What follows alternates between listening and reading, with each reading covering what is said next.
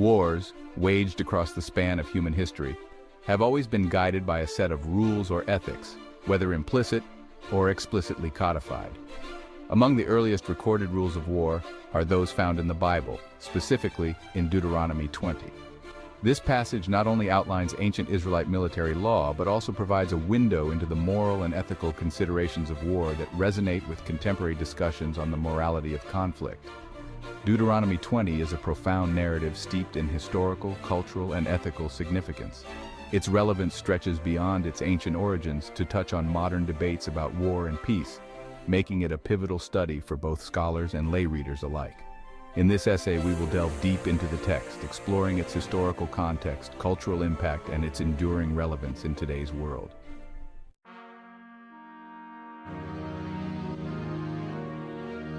Deuteronomy 20 serves as a testament to the complexity of ancient warfare and societal norms within the Israelite community. Set during a period when territorial expansion and defense were pivotal, these rules were not merely tactical instructions, but were imbued with religious significance. The Israelites, emerging as a unified people under the guidance of the Mosaic Law, found themselves often in conflict with neighboring tribes and kingdoms. The laws in Deuteronomy 20 provided them with a framework that intertwined their spiritual beliefs with their martial activities, ensuring that their conduct in war mirrored their covenant with God. This historical backdrop is crucial for understanding why these rules were established and how they functioned within the broader context of Israelite society and governance.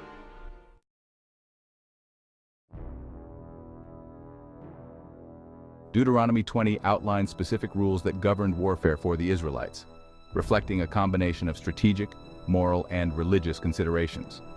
These rules include offering peace before attacking, exempting certain individuals from battle, and instructions on how to treat captured cities and their inhabitants. One key aspect is the stipulation to offer peace to a besieged city before attacking it, a practice that highlights an early form of conflict resolution. If the offer was accepted, the city would become tributary, but if it was rejected, all male inhabitants were to be killed and other spoils could be taken. This reflects a harsh pragmatism mixed with opportunistic mercy. Moreover, certain individuals, such as those who had recently built a house, planted a vineyard, or were betrothed, were exempt from battle. This ensured that the social and economic fabric of the community remained intact even during times of war, reflecting a deep understanding of community and continuity.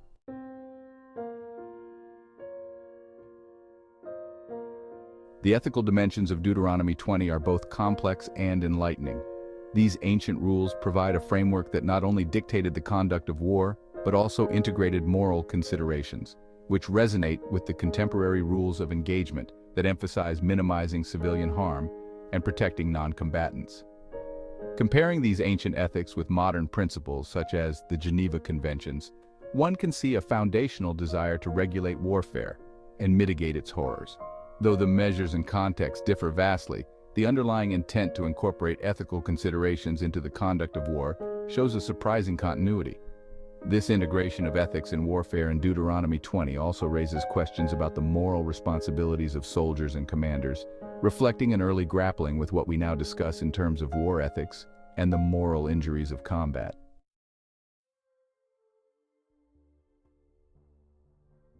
The impact of Deuteronomy 20 on Israelite culture was profound. As a cornerstone of legal and moral instruction, these rules helped shape the Israelite identity, intertwining their religious duties with their societal roles. This codification of warfare rules reinforced the notion that the community was chosen and protected by God, underpinning their national narrative with a divine mandate. Furthermore, these rules influenced not just military conduct, but also aspects of daily life, as the exemptions from battle show consideration for family life, economic stability, and personal happiness. This indicates a societal structure that valued individuals not only as warriors, but as contributors to the community's overall well-being. The enduring influence of these rules can also be seen in later Jewish law and traditions, where echoes of these principles can be found in discussions about justice, community responsibility, and ethical conduct.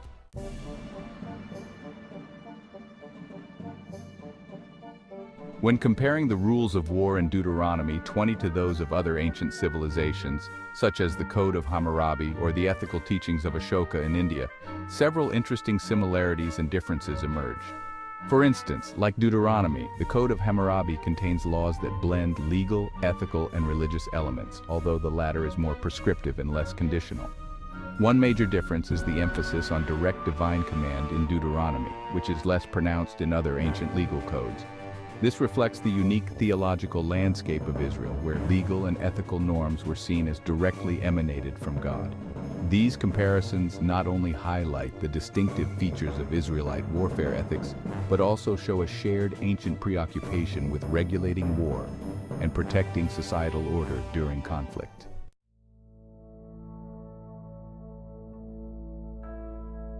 The ancient rules of Deuteronomy 20, though rooted in a specific historical and cultural milieu, still resonate with modern discussions on war ethics.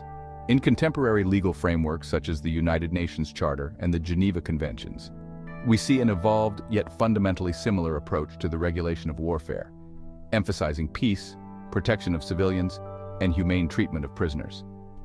Moreover, the principles from Deuteronomy 20 often spark debates among military ethicists and legal scholars, particularly concerning the balance between justice and mercy and the ethical conduct of soldiers. These discussions reflect the ongoing struggle to adapt ancient moral frameworks to modern warfare, which is vastly different in scale and technology, yet similar in ethical complexity. Reflecting on these ancient rules also challenges modern societies to consider how cultural and religious backgrounds influence contemporary laws and practices regarding warfare, urging a continuous re-evaluation of our ethical frameworks.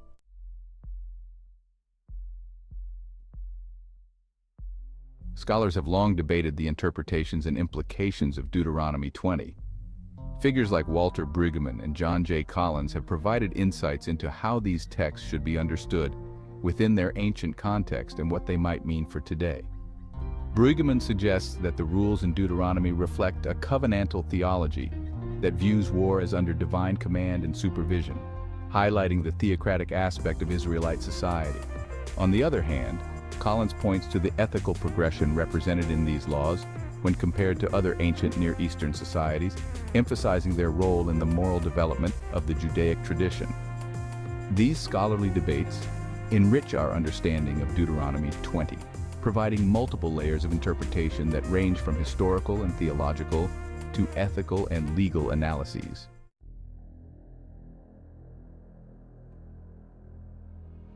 The theological implications of Deuteronomy 20 are profound, offering insights into the character of God as perceived by the ancient Israelites. The text portrays God as a divine legislator who not only demands strict adherence to the rules but also cares about the moral integrity of his people. This dual aspect of God's character as both just and merciful is reflected in the rules that prescribe harsh treatment of enemies on one hand, but also make provisions for peace and the protection of certain individuals. Such portrayals challenge readers to consider the complexities of divine justice and mercy, particularly how these concepts were understood in an ancient religious context. Furthermore, these rules underscore the belief in a God who is actively involved in the worldly affairs of his people, a theme that has significant theological repercussions for understanding the nature of divine involvement in human history.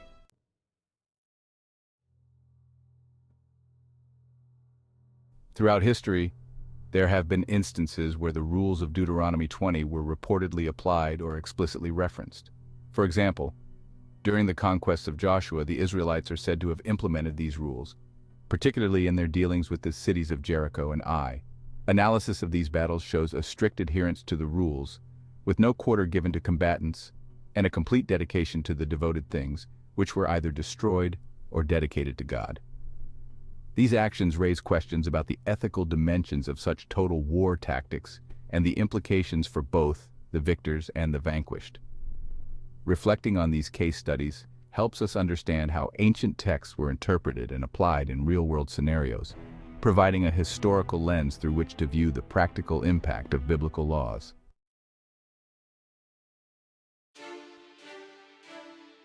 The evolution of legal frameworks governing warfare from ancient times to the present showcases a trajectory from religiously mandated rules to secular, internationally agreed conventions.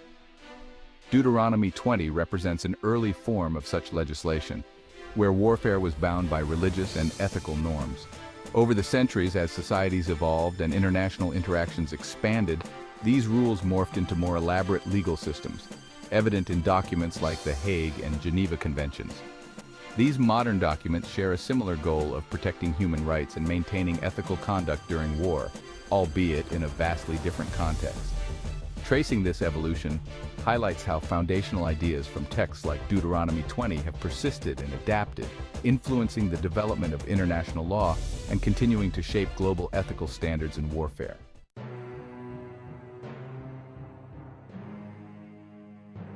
Today, the public perception of Deuteronomy 20 is varied, ranging from viewing it as an outdated relic of a more barbaric past to respecting it as a significant moral and ethical guide. Debates often focus on the applicability of such ancient rules in the modern world, where warfare and society have changed dramatically. Controversies also arise in theological and scholarly circles about whether these texts should be interpreted as historical documents or as living scriptures with direct relevance today. Such debates are crucial as they influence how societies reconcile ancient religious teachings with contemporary ethical and moral standards. Understanding these perceptions and debates is essential for grasping the societal impact of biblical laws and their role in shaping modern views on ethics and warfare.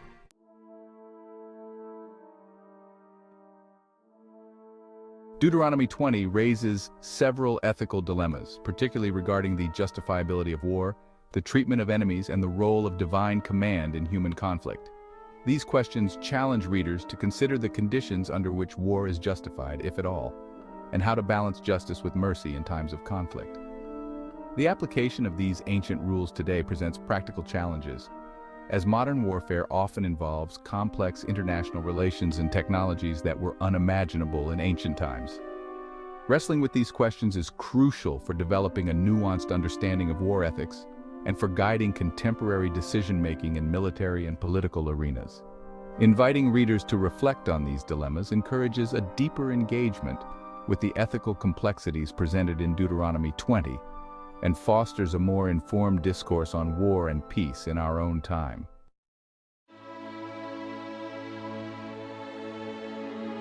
In examining Deuteronomy 20, we gain valuable insights into the ancient Israelite society and its approach to warfare. This exploration not only sheds light on historical practices, but also illuminates ongoing ethical, legal, and theological debates about war. Looking forward, the relevance of these ancient rules remains significant as they continue to inform modern ethical discussions and legal practices. As warfare continues to evolve, engaging with texts like Deuteronomy 20 can help ensure that our approaches to conflict remain rooted in deep ethical consideration, balancing the harsh realities of war with the perennial quest for justice and peace. In conclusion, while the settings and scales of war have changed, the fundamental ethical questions it raises remain. Engaging with these ancient texts provides not only historical insights, but also enduring lessons on the moral complexities of human conflict.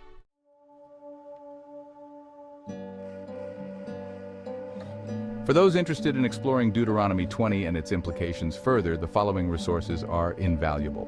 1. Walter Brueggemann's commentary on Deuteronomy. 2. John J. Collins's work on the ethical dimensions of the Hebrew Bible. 3. War in the Bible and Terrorism in the 21st Century, edited by Richard S. Hess and Elmer A. Martins.